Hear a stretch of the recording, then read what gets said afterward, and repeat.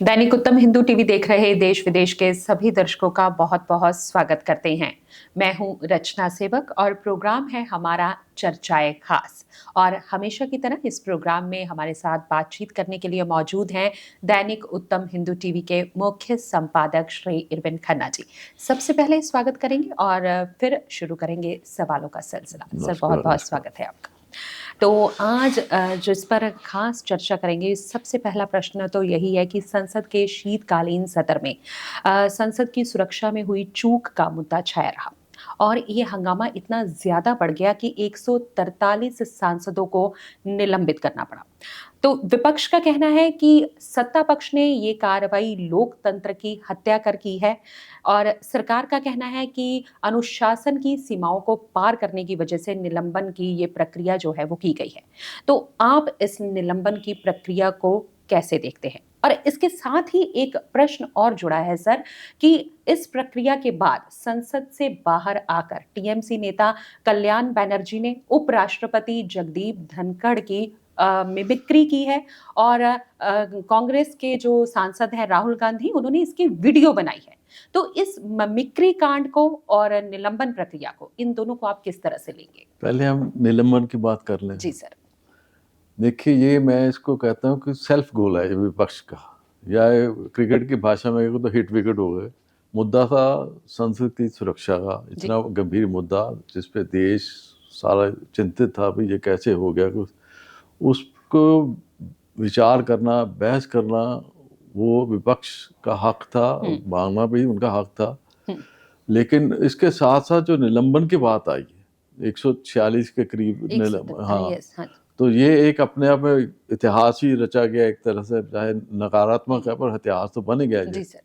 पर कारण क्या बना, क्योंकि जब ये आपस में पक्ष और विपक्ष का फैसला हुआ था कि जो लोकसभा के अध्यक्ष हैं उनके समक्ष जाके वेल में नहीं जाना और हाउस में तख्तियां नहीं लगानी, विपक्ष ने ये दोनों काम किया। अच्छा, एक पहले दिन हो गया, चलो 2-4 ने किया तो अगले दिन रुक सकता था, लेकिन वो एक के बाद इस हिसाब से किया जैसे उनका लक्ष्य ये था कि विचार नहीं करना, विरोध के लिए विरोध करना है। और सभापति के पास फिर ऑप्शन नहीं रही जी। कि उनके पास था कि ये जब मान ही नहीं रहे, इस बात पे आ नहीं रहे, तो ये कार्रवाई उन्होंने शुरू कर दी।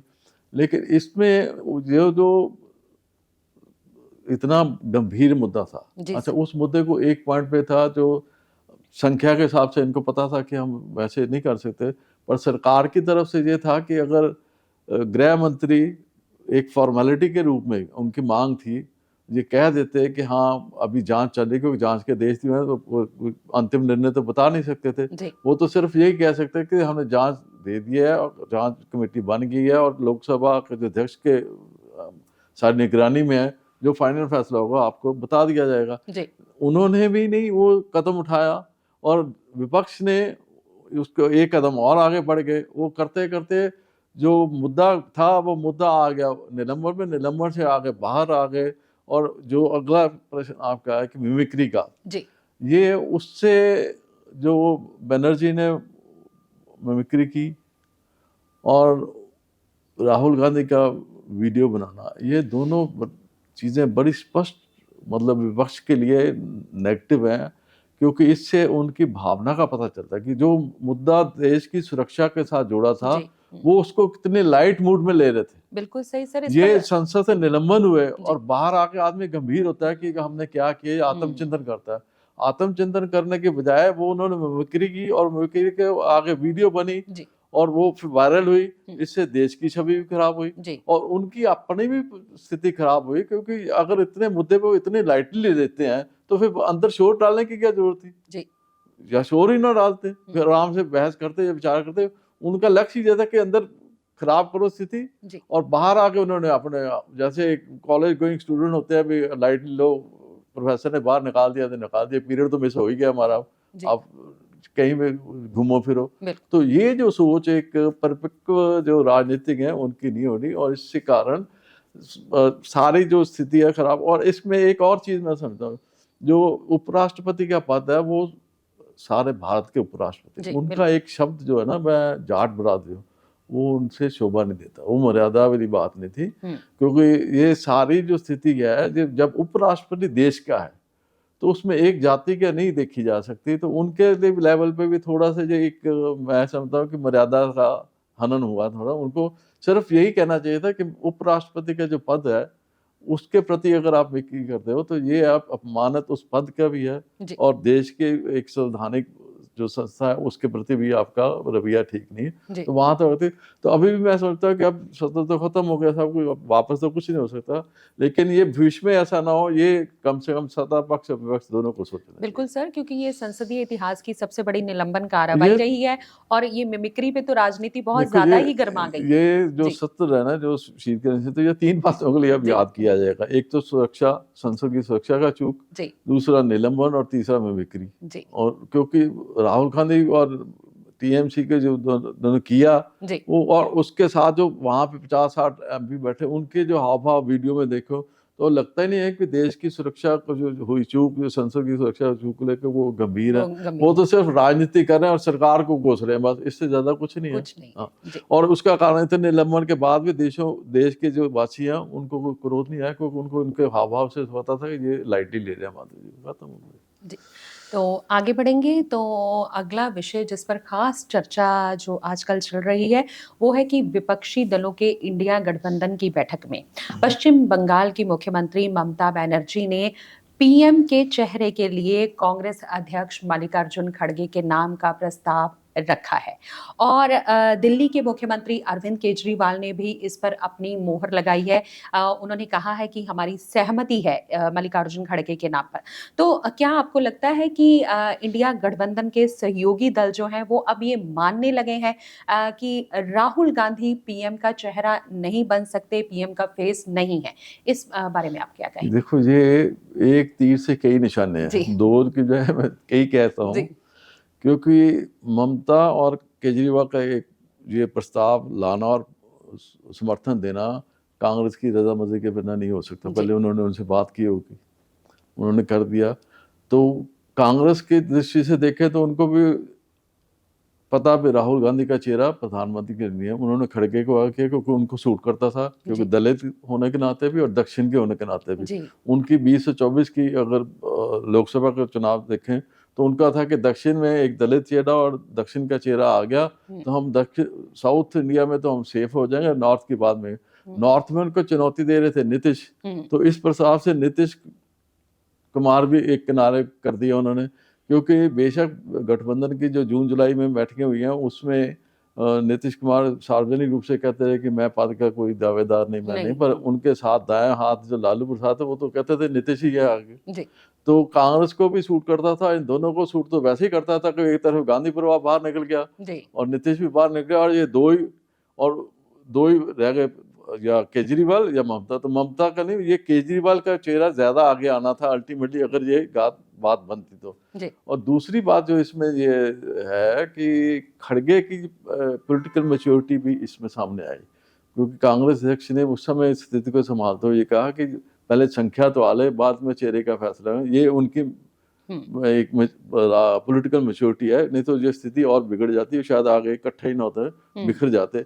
पर इतने से कहने करने से जो प्रस्ताव को लेकर उनका गुस्सा बाहर जाना और उनका कहना जो सारी स्थिति पैदा हुई, उससे गठबंधन की साख और छवि दोनों कमजोर ही है, इसमें कोई दो राय नहीं है। जी तो सर जो अगला विषय ये है कि एक तरफ राष्ट्रीय स्तर पर इंडिया गठबंधन के सभी दल जो हैं वो अपनी बैठकों में मिलकर लोकसभा चुनाव लड़ने की बातें कर रहे हैं, लेकिन पंजाब में जो स्थिति है वो इसके विपरीत चल रही है। अगर पंजाब की बात की जाए तो यहाँ पर जो कांग्रेसी नेता हैं उन्होंने हाईकमान को अपने रुख से वाकिफ करवा दिया है। उनका कहना है कि हम लोकसभा चुनाव अकेले ही लड़ेंगे। दूसरी तरफ भ्रष्टाचार मुक्त शासन का वायदा कर सत्ता में आई मान सरकार जो है वो कांग्रेस के दिग्गजों को भ्रष्टाचार के मामले पर ही घेर रही है, उन पर निशाने साध रही है।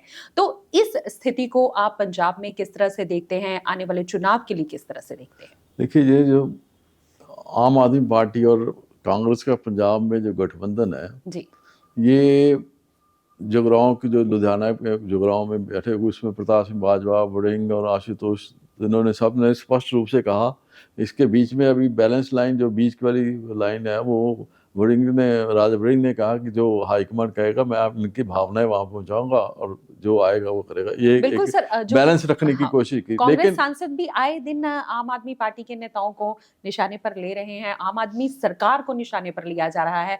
वो क्योंकि देखो कोई ना कोई आशुतोष भुक्तभोगी है, वो तो अंदर रह के जी आए। बिल्कुल और जो आम महान सरकार है वो ने तो पहले दिन से ये कहा कि कांग्रेसी भ्रष्टाचार है, और उन्होंने चन्नी को पूर्व मुख्यमंत्री के भी भतीजा अंदर है, केस चल जी रहा है, बिल्कुल ये भी बिल्कुल। आशुतोष पे चल रहा है, और भी कई नेता हैं, मैं नाम ना लूं तो सब कई जाते। जी तो जब एक तरफ आप कांग्रेस को भ्रष्टाचार के रूप में, भ्रष्टाचारी के रूप में कर रहे हो, और दूसरी तरफ आप गठबंधन की बात कर रहे हो, जी तो ये दोनों अगर हो जाए, मान लो मैं ये कहता हूँ हो जाता है, तो ये दोनों पार्टियां जाएंगे कैसे, जी लोगों के पास कैसे जाएंगे? एक दूसरा कह रहा है कि आप भ्रष्टाचारी, दूसरा कह रहा है आपने जो शराब और दूसरे जो सारे एलिगेशन लगते हैं, जी कानून व्यवस्था खराब है, नशेबंदी को नहीं रोक सके, ये ऐसे कई चलते हैं, और उनके अपने कई आरोप मान सरकार के मंत्रियों भी लगे हैं। जी तो ये दोनों मिलके जाने की स्थिति में इस समय की जो परिस्थितियां नहीं है।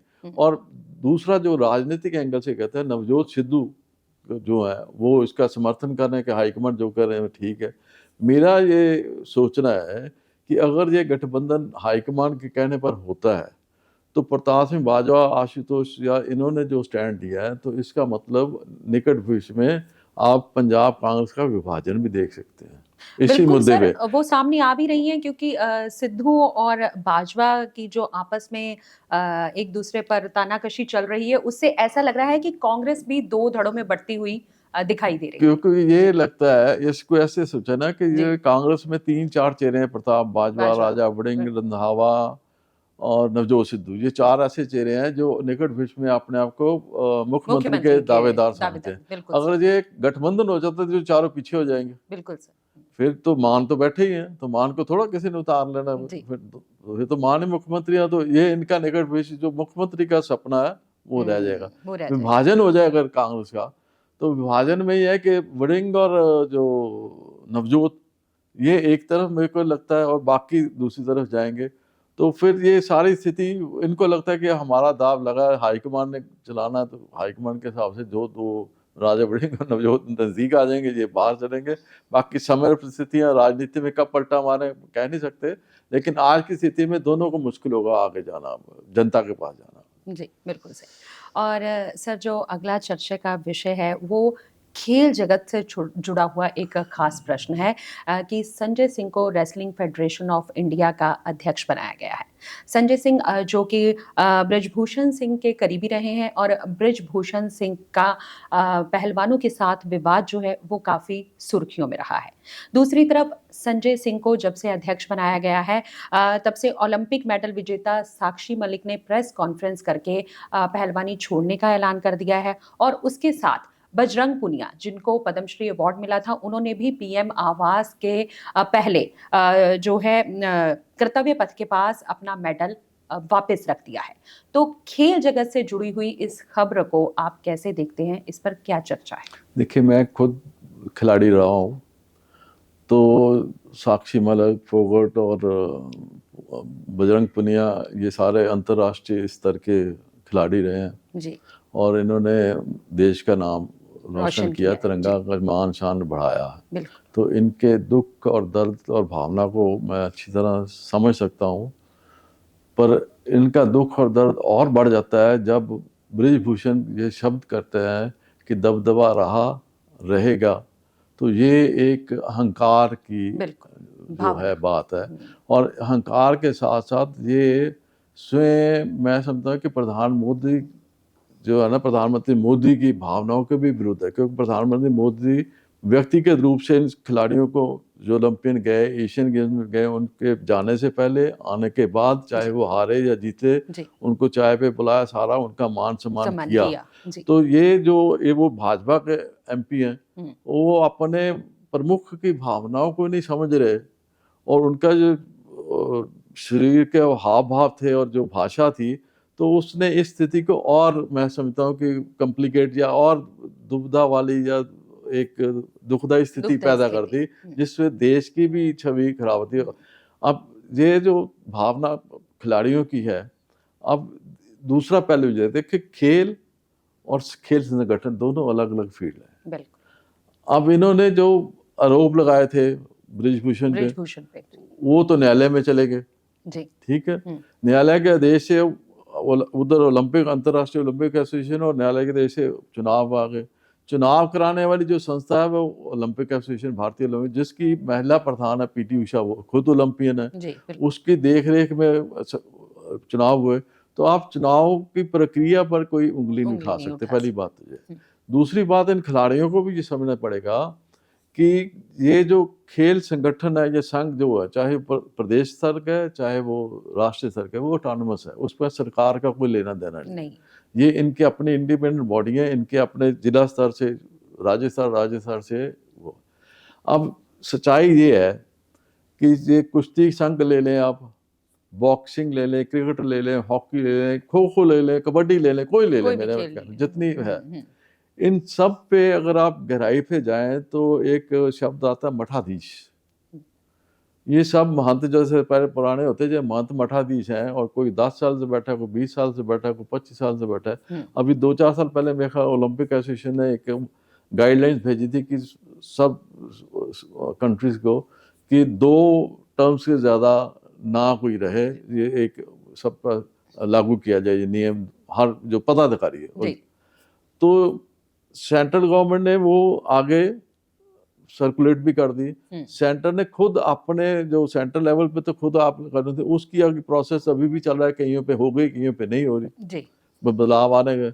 और दूसरी वजह है कि ये गाइडलाइंस जो लागू करना ना करना जो था तो स्टेट का है, क्योंकि ऑटोनोमस बॉडी है और स्टेट के अंदर आती है, खेल सब्जेक्ट खेल का स्टेट का आता है, तो वो लागू करते हैं या नहीं करते, वो राज्यों पर निर्भर है। अब स्थिति ये है कि अगर खिलाड़ी जैसे ये 3 इस एज पे जब इन्हें एक ने संन्यास ने कर दिया, इन्हें कर दिया, इनको ये समझना चाहिए, पहले भी समझना था, ये था, अब भी समझना चाहिए, अगर वो बदलाव लाना चाहते हैं किसी संघ में, तो उनको फिर आगे खेल संगठनों में ऑल ओवर इंडिया चक्कर लगाना पड़ेगा, संगठनों को, खिलाड़ियों को आगे आना पड़ेगा। और दूसरी समस्या ये है कि आप और देखें ना, कितने खेल संगठन, जिस प्रदेश में जिसकी सरकार है, करीब संगठनों पे कब्जा भी उसका है, क्योंकि बेशक ये ऑटोनोमस बॉडी है, लेकिन पैसे के लिए, मदद के लिए इनको राज्य की तरफ देखना पड़ता है। जब वो देखना पड़ता है तो फिर राज्य का पॉलिटिशियन, एमएलए या कोई मंत्री बनता है तो पैसा मिलता है, तो ये आगे चलते हैं। तो फिर धीरे धीरे वो राजनीति भी शुरू हो जाती है, राजनीतिक पकड़ भी शुरू हो जाती है, मठाधीश भी बन जाते हैं। तो ये खिलाड़ियों को एक बात समझनी चाहिए कि इनका अगर मकसद, अगर ये हताशा या इसके जैसे खेल में हार जीत चलती है, ये हार जीत खेल की तरह खेल भावना से लेना चाहिए। इनको अनुभव हुआ तो ये संगठन अगर बदलना है, अगर इनका ये है कि अगली पीढ़ियों को ये शोषण ना हो, तो फिर इनको खेल छोड़ के खेल संगठन में सुधार लाने के लिए आगे आना पड़ेगा। ये एक तपस्या है, जैसे खेल में जीतने के लिए आपको तपस्या करनी पड़ती है, तो खेल संगठनों में बदलाव लाने के लिए भी आपको उसी तरह तपस्या और संघर्ष करना पड़ेगा। इसमें हार जीत को हताशा के रूप में नहीं ले चाहिए। पद्मश्री ये देशवासियों का दिया हुआ, ये किसी व्यक्ति विशेष ने नहीं दिया, ये देश का मान सम्मान आपको मिला, देश ने प्यार भी दिया, देश का आपकी भावना को समझता भी है, खिलाड़ी भी समझते हैं। लेकिन ये भी आप समझे कि आप 3 अकेले खिलाड़ी नहीं है। खेल जगत में आज भी जो गए हैं बाहर, इसी संघ ने भेजे हैं और वो गए, खेले भी हैं, सरकार ने समर्थन भी दिया है। अगर आप 3 ही रह गए तो 3 आप जितना मर्जी मेडल लेके आएंगे, पर आपके साथ संख्या भी चाहिए, आपका जनमत भी चाहिए, पब्लिक ओपिनियन। आप इसको व्यक्तिगत इशू ना बनाए। मेरी ये, उनको अंतर्राष्ट्रीय स्तर के खिलाड़ी हैं, उनका अपना अनुभव है, तो मेरा ये अनुभव गया है कि उनको व्यक्तिगत इशू बनाने के लिए अगली पीढ़ी का इशू बनाकर उसके लिए काम करना चाहिए, संघर्ष करना चाहिए और एक सकारात्मक माहौल में लेना चाहिए। सरकार जहाँ पे मदद, सरकार जैसे ये पद्मश्री छोड़ गया, ये पद्मश्री छोड़ना कोई, ये एक तरह से देशवासियों का दिया हुआ प्यार वापस मोड़ना, ये अच्छी बात नहीं है। इसके संभाल के संघर्ष करें, आगे चलें, उसमें क्या बात। बिल्कुल सर, क्योंकि मान सम्मान करते हैं सारे देशवासी, बिल्कुल करते हैं उनको, उन्होंने हमें देश का नाम रोशन किया है, तो हम उनके सामने सिर झुकता है, बिल्कुल, ऐसी तो कोई बात नहीं है। तो ये थी सर के साथ आज की हमारी ख़ास बातचीत हमारे प्रोग्राम चर्चाए ख़ास में। आज के लिए सिर्फ़ इतना ही। फ़िलहाल के लिए मुझे रचना सेवक को और इरविन खन्ना जी को दे दीजिए इजाज़त। अगले प्रोग्राम में फिर होगी आपसे मुलाकात। नमस्कार। नमस्कार।